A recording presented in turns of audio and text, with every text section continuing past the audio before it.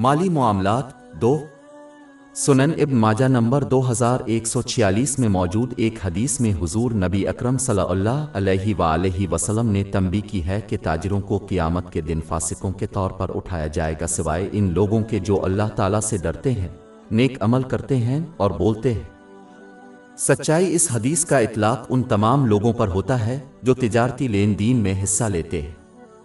अल्लाह ताला से डरना, इसके अहकाम को बजा लाते हुए इसकी ममानतों से इज्तिनाब और तकदीर का मुकाबला नबी करीम सल्लल्लाहु अलैहि वसल्लम की रवायात के मुताबिक सब्र के साथ करना इंतहाई ज़रूरी है।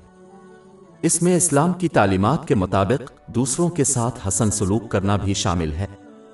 दर हकीकत किसी को दूसरों के साथ ऐसा सलूक करना चाहिए जैसा कि वो लोग चाहते हैं कि वो सलूक करे।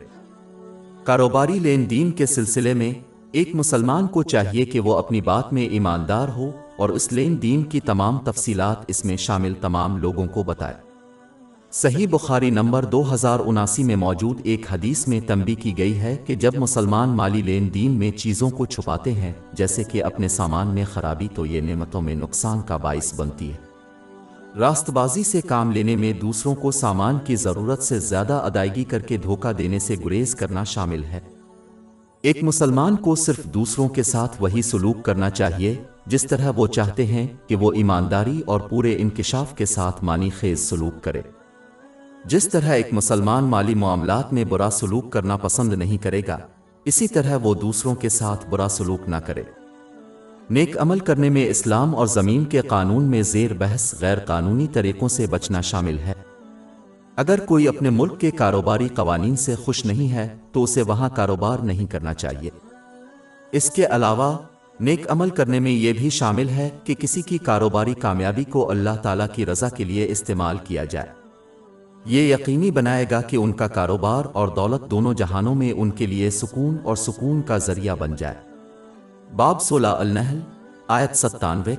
जो कोई नेक अमल करेगा, खा वो मर्द हो या औरत, हालांकि वो मोमिन है, हम उसे ज़रूर पाकीज़ा ज़िंदगी देंगे और उनको उनके बेहतरीन अमाल के मुताबिक ज़रूर अजर देंगे। लेकिन जो लोग अपनी कारोबारी कामयाबी का गलत इस्तेमाल करते हैं वो पाएंगे कि ये उनके तनाव और परेशानी का बाइस बनता है, क्योंकि वो अल्लाह ताला को भूल चुके हैं जिसने उन्हें कामयाबी अता की थी। बाब 20 ताहा आयत 124। और जो मेरी याद से रूगरदानी करेगा, इसकी जिंदगी तंदस्ती से गुजरेगी और हम से क़ियामत के दिन अंधा उठाएंगे। कारोबार करने वालों को हमेशा झूठ से बचना चाहिए, क्योंकि ये बदकारी की तरफ ले जाता है और फानी जहन्नम में ले जाता है। दर हकीकत एक शख्स झूठ बोलता और इस पर अमल करता रहेगा जब तक कि वो अल्लाह ताला की तरफ से बहुत बड़ा झूठा दर्ज ना हो जाए। इसकी तंबी जामे तिर्मिज़ी नंबर 1971 में मौजूद हदीस में की गई है। हमारी वेबसाइट www.sheikhpod.com पर 400 से ज़्यादा मुफ्त e-books, audio books, infographics, podcast और ब्लॉग दस्तयाब है।